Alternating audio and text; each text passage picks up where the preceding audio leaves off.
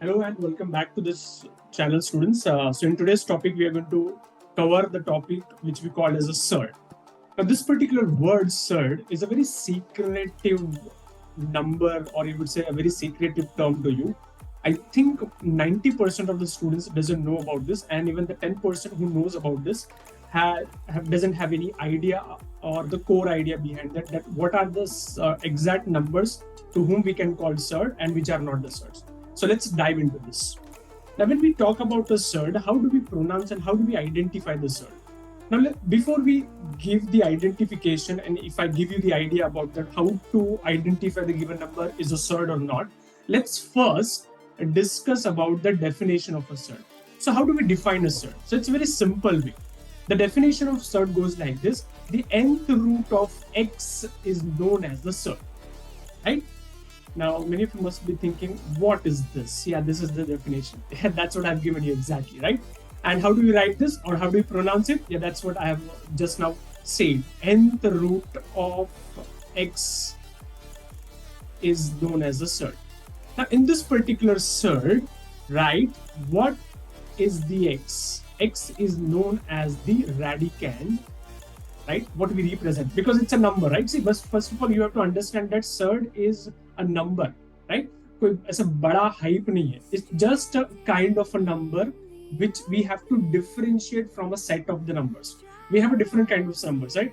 We have natural numbers, we have a whole number, we have rational, we have irrational, and so and so. And out of those, all this type of numbers, उसमें से कोई तो एक है जो एक surd है. So obviously एक नहीं होगा, बहुत सारे हैं. But in that category, we have a surd, right? So in that we have this particular x is known as a radicand. This n is known as the order of the surd, and this sign which is represented, this sign is known as a radical sign. Okay, so these are all the terminologies which are related to a surd. Now, to make it more understand or to make it more easier, let me write the two set of the numbers, right? Let me write the set of the numbers, because then it will be very clear to you, right? So let me write the one set of numbers wherein the numbers comes as root 2, root 3, cube root of 5, cube root of 7. Now this is first set of numbers, right, which I have written over here. And the second set of numbers which I am writing is root 4, root 9, and let's say one more number is root 60. Right? So you can see that there are two set of numbers which I have written. The first set of numbers is having the numbers root 2, root 3, cube root of 5, cube root of 7. And the second set of numbers which we have is root 4, root 9, and root 16. Right? Now, if you ask me, right, which all numbers are the surds and which all numbers are not the surds, and then to give the clear idea, the numbers which are in the first set are known as the surds. So this set of numbers are the surds, and this set of numbers are not the surds. Then what do you understand by? Let's take one number from each set and let's understand them in a very separate manner, right? Let's say root 2 here, and let me write root 2 and let me write root 4 here. Now when we talk about both the numbers, right, root 2 and root 4. Now what is the value of root 2? Now when I say what I mean about the value of root 2 means is that when we calculate or when we take the square root of 2, what we get is a number which is 1.414, and obviously not ending, the number, a decimal number which is non-terminating and non-recurring. And any decimal number which is non-terminating and non-recurring, we call that as irrational, right? So that means this particular number which I have written, or even when you find out the square root of it, we call as irrational. And when we find out square root of 4, the number which we get is 2, which we call as a perfect rational number, right? And that's the difference between them. So what do you mean? That means any irrational number, right, okay, which I have written here is a surd. That is what it means, right? So no, it's not exactly mean by that.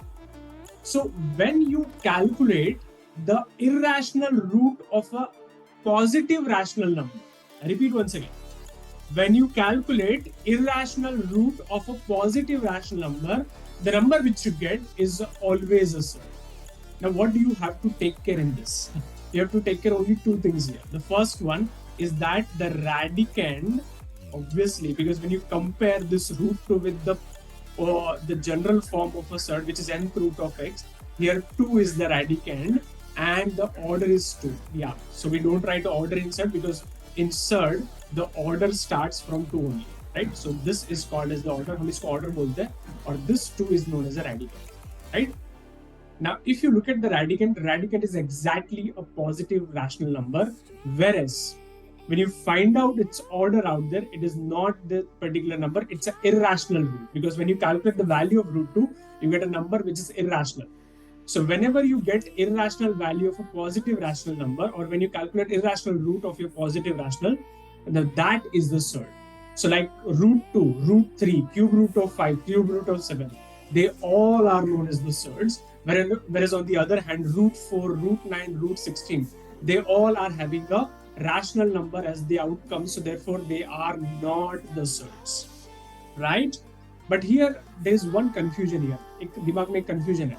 So can we say all irrational numbers are the surds? Not at all, because in that category we get pi and e also, right? Because which pi is obviously, you know that pi is a rational number, whereas e is a Euler's form. So these two numbers are called as the irrational numbers, but these two numbers are not the surds, right? So this thing you have to remember. So we can say that all surds are irrational, but all the irrationals are not the surds. Okay. So yeah, that's it from my side about this particular surd. So if you have any doubts about this particular word, you can comment on this particular video. So that's it from my side. Thank you guys.